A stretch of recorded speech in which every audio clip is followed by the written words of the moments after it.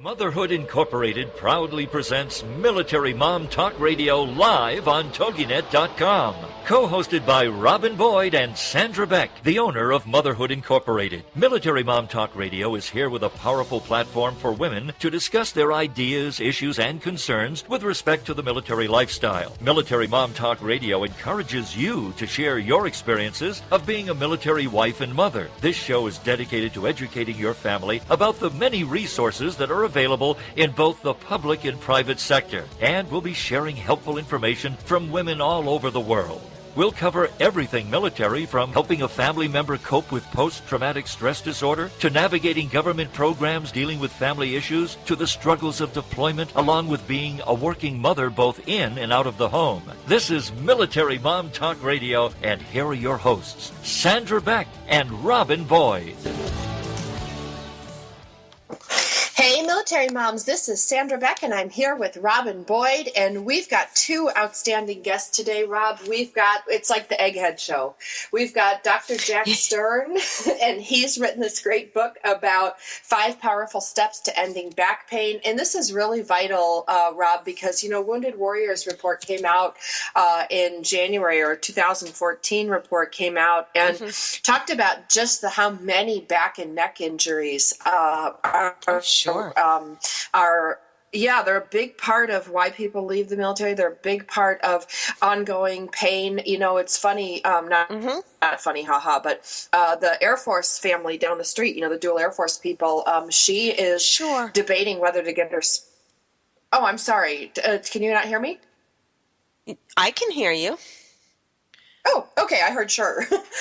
So she's out because of a back and neck injury, and they're thinking of fusing her spine, and she refused to have her spine fused and have a rod put in, so they're going to seek alternative treatment. And she used, who's the benefits guy we had on?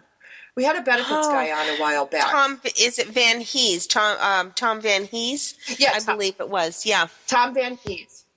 Yeah, anybody who's listening today who's struggling with TRICARE to approve different things, especially with respect to back and neck injury, I gave her a copy of his book that he gave me and said, follow this, see what you can do. Absolutely. And she's successfully able to get alternative treatment instead of fusing her spine and putting a rod in there. Because she has 4 little children. She has 4 boys. It's like, how is she going to navigate with a fused spine? But that's what, TRICARE was offering. And I'm not going to get into TRICARE good or bad, but we do know that you've got to fight for your benefits, and you've got to fight for any insurance company coverage. So that's right.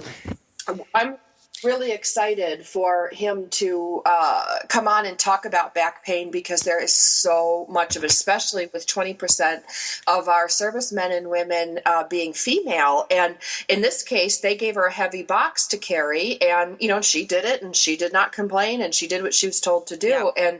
And broke, like, I don't know, a couple of her vertebrae or whatever happened with that. But the long and short of it is back pain's a really big problem within our military personnel. Wounded Warriors has reported on it. So we're going to bring on Dr. Jack Stern and his book, Ending Back Pain in 5 Powerful Steps. I'm anxious to hear what he has to say, too. I think everybody has experienced some kind of back pain. We all don't take the precautions that we should. You go to move that couch, or you go to move the dresser, or you go to the Xerox copier isn't working, and you've got to get to the toner in the back, so you push the thing over. We all do those silly things in the moment of need instead of taking care. And I think that it is great that there are some alternatives that we can turn to.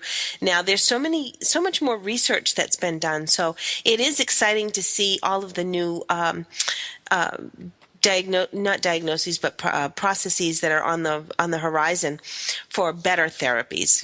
More it's not to just our lifestyles. Right, and it's not just drug them up, cut them up into pieces, and send them on their way, because we know sometimes that works, but sometimes it doesn't. And with healthcare, being so expensive today, and TRICARE's raised their rates, and everybody's, running around with like a chicken with their head cut off with Obamacare. It's nice to see that there's some alternatives out there. And then, Rob, we're going to visit with Barron. He's this really smart guy. He's a K through 12 certified school counselor. He's a bullying professional specialist, which I think is really cool. And I want to talk to him about two different things with you. I want to talk with him about kids posting things online, because Max's and even Zachy at 8 years old, they're on this program called Kick. You kick your friends, which is really cute. It's like a little social networking thing for kids. But what I found, one of the little teen girls, put a provocative picture of herself up there, and all the boys were like, wow, you look pretty, you look great.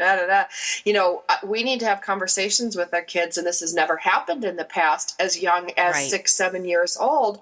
What do you post on video games where everybody can see? What do you post on social media? We all think about Facebook and Twitter and all these things that are proliferating in our environment. But what we don't talk about is on these little iPads and on these little touch pads and these little gaming communities with kids, they're all talking to each other and they share their handles at school. And Zachy's got like 9 little friends in his elementary school. He's in 3rd grade and he's chatting away in there he was talking to some 13-year-old girl. I'm like, oh no, slow it down.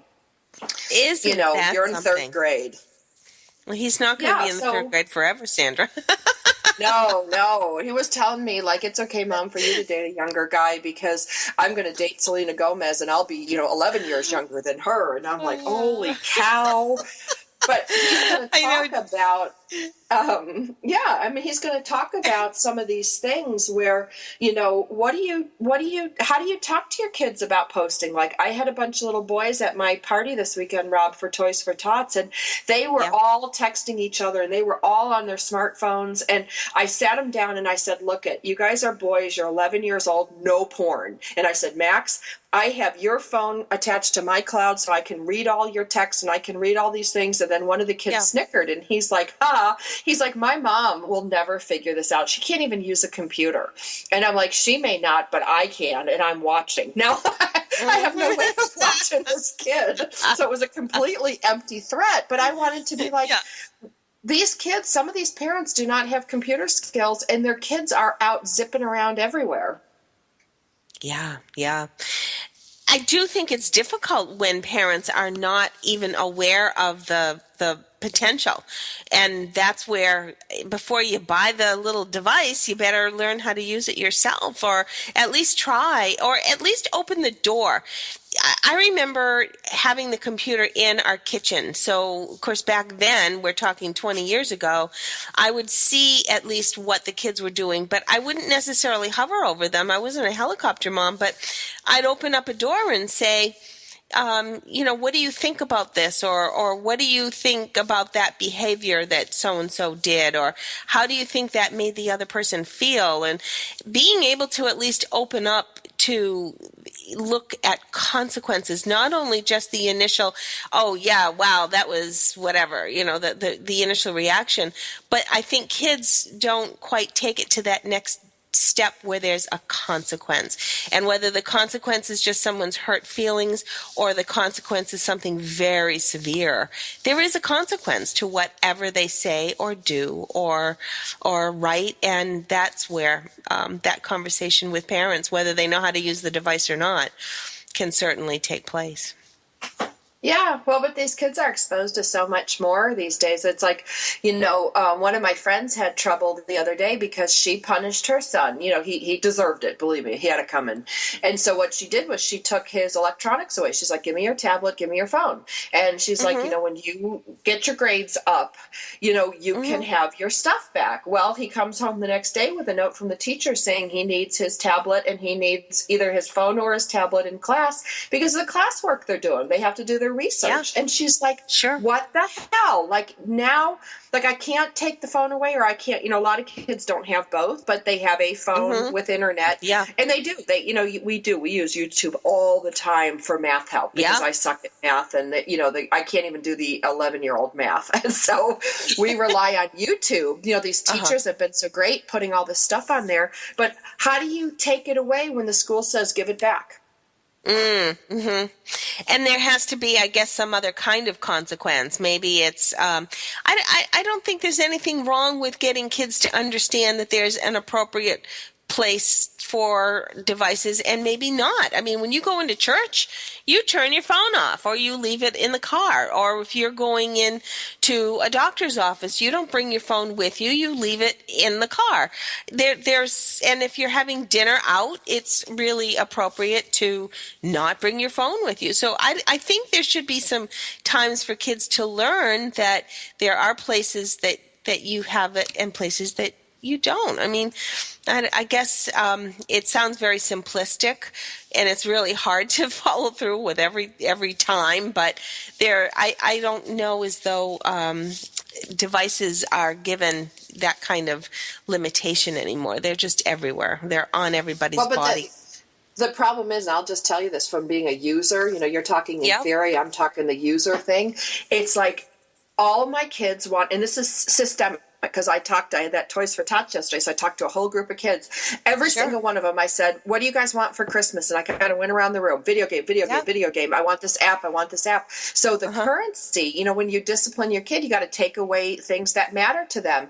The only thing that matters to these kids these days is electronic devices. I can't even find anything to buy my kids for Christmas. They don't want any books. They want a digital download. They don't want, Max wants some shirts because he's getting into that. I've got to attract girls.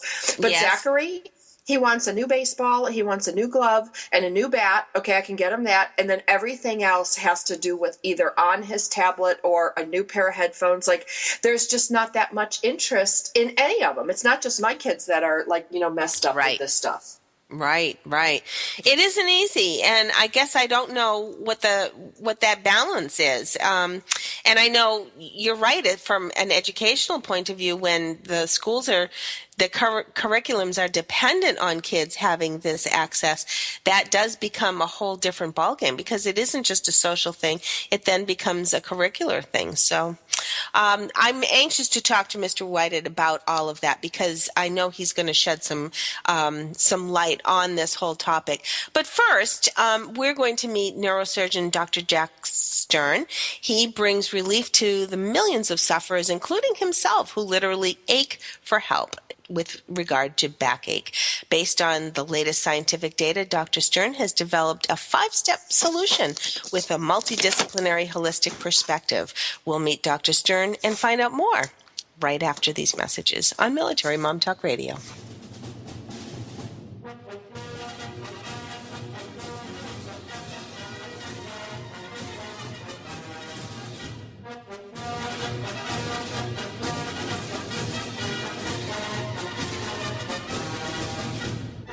Are you a military mom looking for help in dealing with the system? Keeping the home fires burning? Well, that's what we're here for. It's Military Mom Talk Radio with Sandra Beck and Robin Boyd. And we'll be right back after these.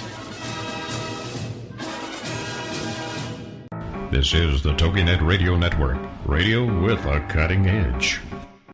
In today's business world, a helping hand or idea that doesn't come with an invoice is a treasured find. And if that happens to you, then you need to pay it forward to keep other entrepreneurs from making mistakes or getting a raw deal. It's called Paying It Forward with Josephine Girassi, Wednesday mornings at 9 a.m. Central. Josephine is going to have the guests describe their accomplishments, the lessons they've learned, both good and bad, and then sharing those pieces of knowledge as we create a movement of paying it forward. For more information about Josephine, her business, and background, you can go to mymomknowsbest.com. Josephine Girassi has always been a problem solver. She saw this need and has turned it into a movement. It's Paying It Forward, with tips, tools, and advice and hard lessons learned. These pieces of knowledge can make a huge difference for you, your business, and others. So join us for Paying It Forward with Josephine Girassi, Wednesday mornings at 10 a.m., 9 a.m. Central on TogiNet.com. Everybody, we'll put a boot in your ass. It's the American way. Hey, Uncle Sam, put your name at the top of his list, and a statue of liberty started shaking. Welcome back to Military Mom Talk Radio on TogiNet.com. Covering topics to help on the home front with help from those who know how the system works and how to work the system. It's more fun than a sale at the BX. Now let's get back to it. It's Military Mom Talk Radio. Here again are your hosts, Sandra Beck and Robin Boyd.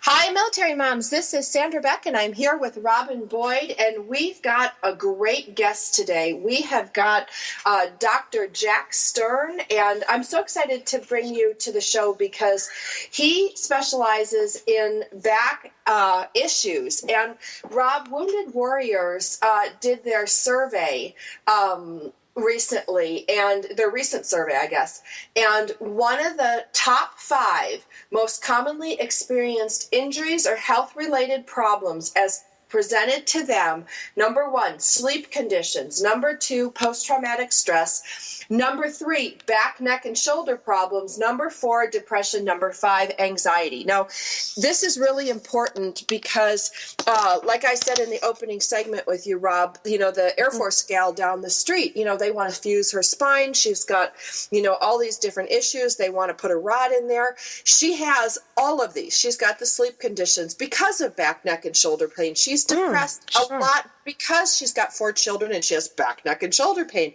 Then she has anxiety, really situational anxiety, because she's stressed out going, how do I raise these kids? I'm fighting with TRICARE. I've got, bills to pay. I can't sit, I can't stand, I can't get any relief. And she is a perfect example of many of my friends in the military. And this weekend, when we had some of our military veterans over at 85 families at my ranch for Toys for Tots, I can't tell you how many of them are experiencing back, neck, and shoulder problems as a result of their service. So I'm so excited to bring Dr. Jack Stern on to talk about some alternatives we have rather than just drugging it up, cut it up, and go on from there. So I'm just really excited, Rob.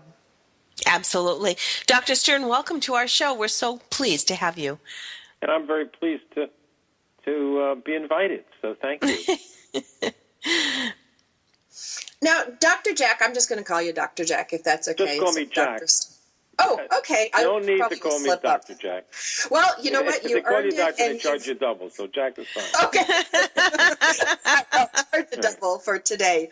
Now, you are a neurosurgeon, which tells me that you know more than anybody about what's going on in the body.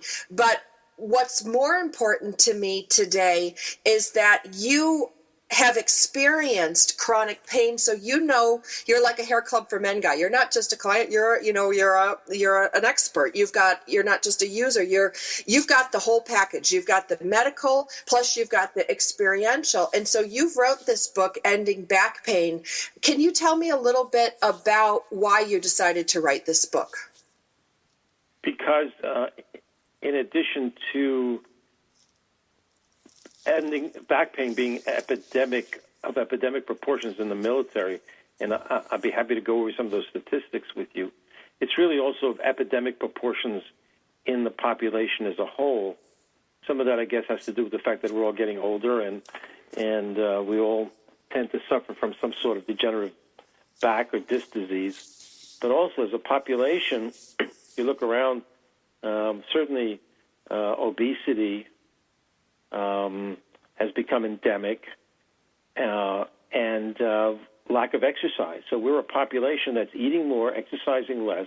I think some of that is changing, thank goodness, and we're getting older. And those 3 factors are, unless we do something to change that, those 3 factors end up with a population that statistically, the statistics are that there's a 95+% chance that every American at some point in their life will have back pain of such severity that they will need medical attention. Thank God that doesn't happen over a short period of time. It happens over the lifetime of a person, but that is really of epidemic proportions. Mm-hmm. And that's why I wrote the book. That's startling when you stop and think of that. And being a surgeon, I'm sure that everyone's perspective would be, or perception, I should say, would be that you're going to operate first. But what brought you to looking at other alternatives to treating back pain other than surgery? Well, it was from my own experience, actually. So I had a bizarre. I describe it in Ending Back Pain, where my lovely wife gave me a gift of a massage, one of those massages where somebody walks on your back, and I thought some dainty little lady would walk on my back. In fact, it was a very large woman who walked on my back. This is not a gender issue, please. And I disarticulated my facet joint. I was in so much pain that I had to come back from vacation in the back of in those days, we still had station wagons. Today, everybody's got an SUV. And I'm a senior partner in a group of neurosurgeons, and they all looked at my MRI, and they said, and I could see them sharpening their knives. They were about to operate on me. And I said to myself, no way, I'm going to figure out a way to avoid surgery. And that was really the beginning of my journey to look at alternative methods. And in our practice, really, surgery really is the last resort, and I believe that's what it should be. And that was another factor that stimulated my writing the book, namely my own personal history. So now, in the military, back pain. Talking about having epidemic proportions. Back pain right now, if one looks at the statistics, and they are available. Back pain in soldiers who return from 1 or 2 tours of duty in Afghanistan or Iraq, the chances of them coming back with chronic back pain or a complaint of chronic back pain is almost 70%. That's a huge number of men and women who come back. The study was done actually 2 tours of duty, come back with chronic back pain, and those are a lot of folks when you think that 2.2 million people have had 2 tours of duty in Afghanistan and Iraq, and almost 50+% of those good men and women now come back with chronic back pain. That's a lot of pain. Well, and Doc, I can tell you those are the reported numbers, but the anecdotal numbers, because I'm down, at Wounded Warriors Battalion West, I'm down at Camp Pendleton. I just had a military family event at my ranch with 85 Marine Corps families where many of the parents, both of them served. And even though the women weren't deployed, we've got an epidemic, because I told them I'm doing this show on back pain, and they were all talking about it doesn't, yes, when you deploy, it's really easy to use those statistics. Those are easy statistics to get. But then you got these stateside, and especially the women, like most of the women are doing support service jobs, and yet they are complaining of the same issue. And, I would hazard to guess the statistics are a lot higher than that, because I can guarantee you go up the chain of command and they're not complaining. They're not reporting this, because that's what happens in a military culture. But they're from a variety of reasons. Some of them were moving things, they're injured. Some of them they fell off equipment. It's not necessarily within the military environment a lifestyle from a eating sedentary standpoint. It's a trauma to your body. Yeah, I think that's absolutely true. Now, the statistics that are available are almost all in combat troops. So it's really hard to tease out what the statistics are, as you were saying, amongst non-combat troops. What's also interesting is that when they compared the percentage of soldiers who had chronic back pain from Afghanistan and Iraq and compared those with Vietnam vets, the number of Vietnam vets who had low back pain was much, much lower. And the thinking is that the amount of weight that the average soldier carries is far in excess of what it was during the Vietnam War. If my numbers are correct, if an average soldier weighs about 180 pounds, and this is obviously a man, and correct me if I'm wrong, but I think some of those packs weigh 80 pounds, and what I think is really the hooker in this is that, if I remember the number, the body armor in and of itself is 40 pounds. So now you've got a 180-pound man, no matter how muscular and strong you are, with a total weight of 300 pounds. I mean, that's for an elephant or a camel. That's not for a human being to carry safely. So when you see those statistics, and then you remember, that these young men and women are carrying huge amounts of weight through the worst types of conditions, it's not surprising at all that so many suffer from low back pain. And that's one of the issues I actually discuss in the book in Ending Back Pain. So, one of the things, too, I just want to add on to this, Doc, is that now add your assault rifle. Add your, you've got your protective gear. You've got the stuff you got to carry. Now let's tote around, something that could be anywhere from 12 to 18 pounds. Some of these things, if you've ever lifted and fired these things, I could barely lift them. And then you've got the kickback or the recoil or, just all those things and that weight on top of what you're already carrying. You got to carry your gun, but to lift up and fire it even, and it puts you in kind of a weird position for your back. I'm not a, big expert on that, but I've fired enough guns in my day to know that that's it. There's a lot of stress on your back. Yeah. And the issue is there are certain injuries that you have the injury, it heals and you're better. But back pain for many, many individuals only gets worse with time. So it's almost a logarithmic, an exponential problem, so that it's just not perhaps 10 people for a year, it's 10 people over a lifetime, and then the next year another 10, and then another. The problem is enormous. I saw a statistic that said that based on low back pain disability in the next few years, it's just from back pain, soldiers who are disabled, that the amount that it's going to cost the taxpayer was $300 billion. You're talking huge numbers. So this is a financial problem for the United States. It's a health care problem for the United States, and worse, I think it's a problem that hasn't received much awareness. And it really needs to.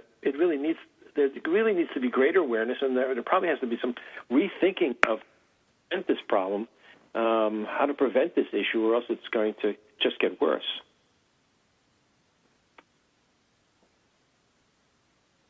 I'm going to need to take us to commercial break. When we come back, we're going to visit more with Dr. Jack Stern. This is Sandra Beck from Military Mom Talk Radio, along with Robin Boyd. And we just had a Facebook come in that told me that an M16 weighs about 6 pounds. And when you add a 20-round magazine to it, you can go to 6.5, 7 pounds easy. So that just gives you a frame of reference to talk about. We'll be more after the break.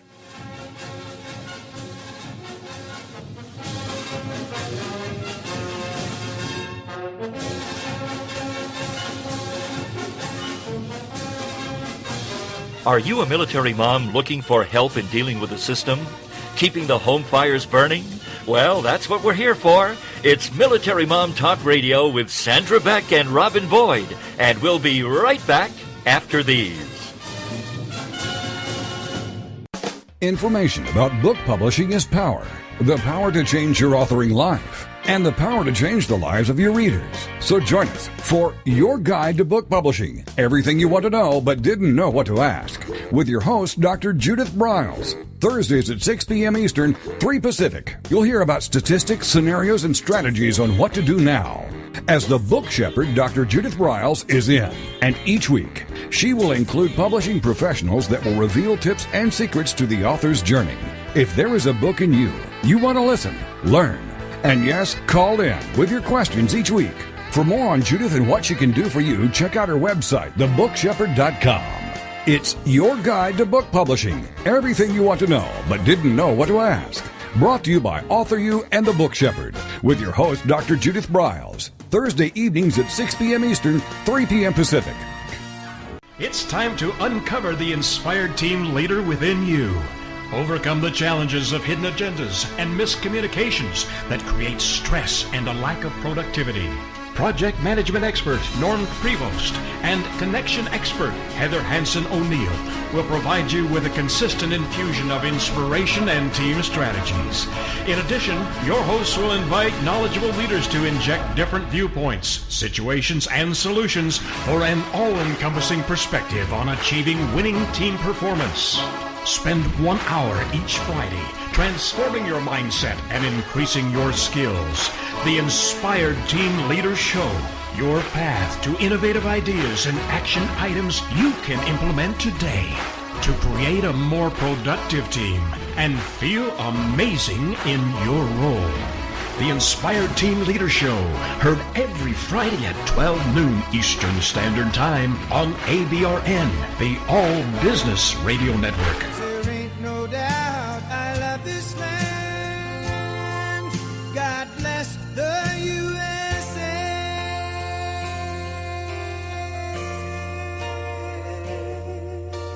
Welcome back to Military Mom Talk Radio on TogiNet.com.